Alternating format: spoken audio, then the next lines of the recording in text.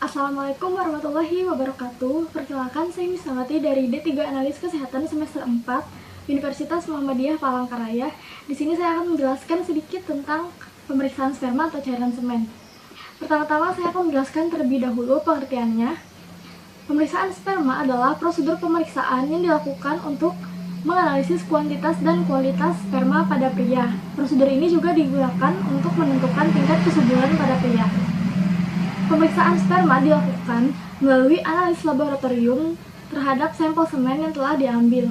Pemeriksaan ini umumnya untuk menganalisis beberapa hal, antara lain jumlah sperma, struktur atau bentuk, pergerakan, tingkat keasaman atau pH, volume, warna, dan kekentalan dari sperma itu sendiri. Adapun beberapa hal yang perlu dilakukan sebelum pemeriksaan ini, antara lain, yang pertama, hindari ejakulasi selama 1-3 hari sebelum menjalani pemeriksaan. Yang kedua, menghindari konsumsi alkohol, kafein, serta tembakau selama 2-5 hari sebelum pemeriksaan ini dilakukan.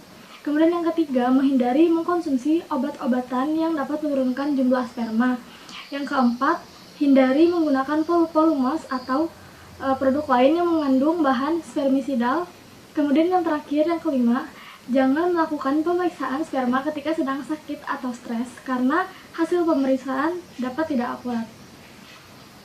Sekian penjelasan dari saya, kemudian penjelasan selanjutnya akan dijelaskan oleh teman saya, yaitu Yaresya dan Orvalina Wilujeng. Wassalamualaikum warahmatullahi wabarakatuh.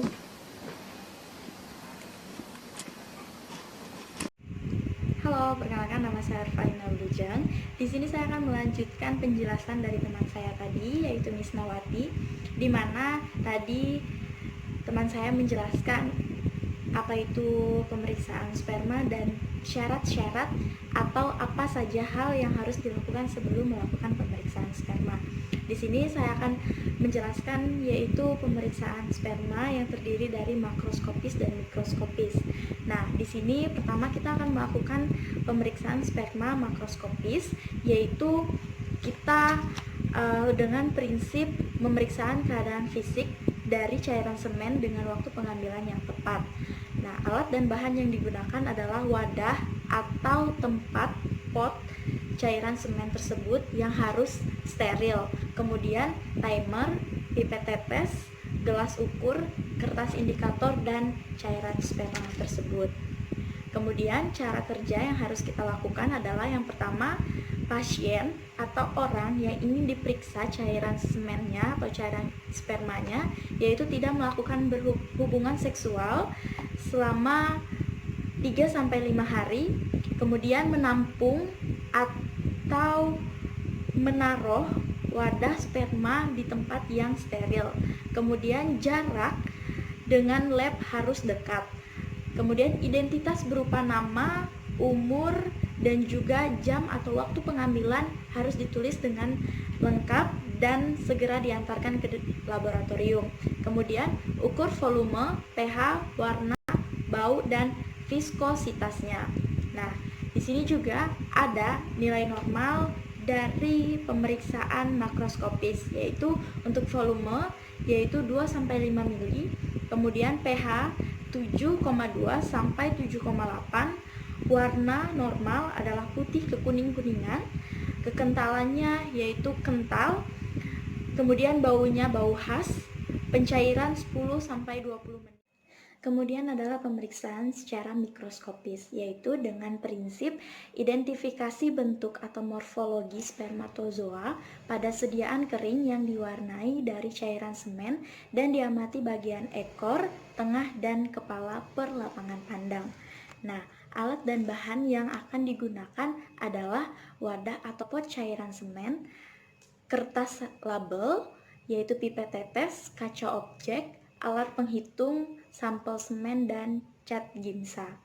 Nah, cara kerja yang akan dilakukan adalah yaitu semen atau sperma diteteskan pada kaca objek dan dibiarkan kering di udara. Kemudian difiksasi apusan dengan metanol selama 5 menit. Dan setelah itu warnai apusan dengan pewarna ginsa selama 20 menit. Setelah itu diamati di bawah mikroskop dengan perbesaran 100 kali dalam 100 spermatozoa. Nah, di sini untuk nilai normal yaitu yang pertama untuk nilai normal untuk kepala yaitu lebih dari 60%, begitu juga dengan ekor lebih dari 60%. Nah, untuk nilai abnormalnya yaitu kepala kurang dari 40% dan juga ekor kurang dari 40%.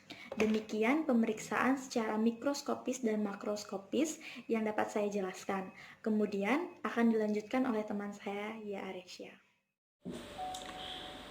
Perkenalkan, nama saya Yarisya, mahasiswa Prodi D3 Analis Kesehatan di Universitas Muhammadiyah Palangkaraya. Adapun interpretasi hasil uji motilitas, pertama, pergerakan aktif lebih dari 50%, kedua, pergerakan lemah kurang dari 30%, ketiga, tak bergerak kurang dari 20%, keempat, jumlah sperma 60-150 juta. Adapun gambar morfologi sperma yang dapat kita temui selain bentuk normal, maka termasuk bentuk abnormal. Gambarnya sebagai berikut.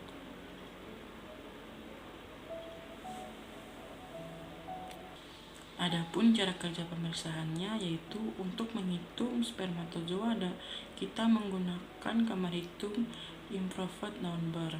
Untuk memipet air maninya kita menggunakan pipet leukosit. Terus cara kerja berikutnya, untuk mengencerkan kita dapat menggunakan aquades. Cara kerjanya, isilah pipet leukosit dengan air mani yang sudah mencair dengan aquades tadi sampai garis bertanda 0,5 dan kemudian aquades sampai garis bertanda 11. Kemudian hitunglah spermatozoa dalam kamar hitung infrared number pada permukaan seluas 1 mm.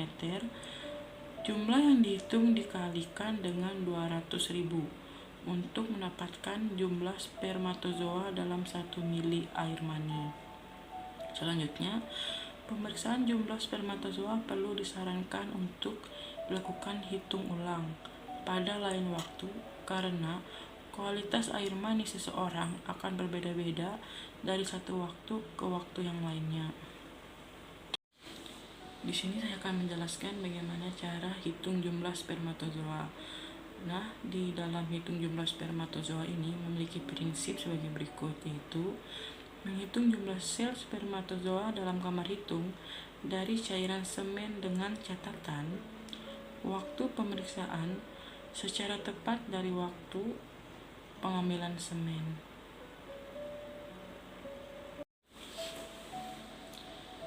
Adapun alat dan bahan yang digunakan dalam pemeriksaan ini adalah pertama, wadah atau pot cairan untuk sampel semennya, kedua, sampel semennya sendiri, ketiga, timer, keempat, pipet tetes, kelima, kaca objek, keenam, alat penghitung, ketujuh, kaca penutup.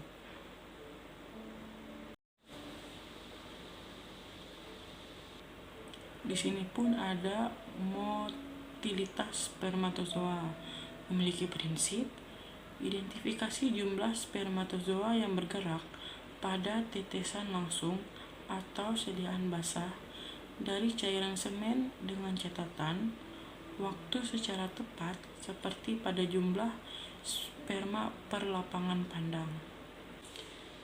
Nah, dalam pemeriksaan motilitas spermatozoa memiliki cara kerja sebagai berikut. Pertama, semen diteteskan pada kaca objek dan tutup dengan kaca penutup.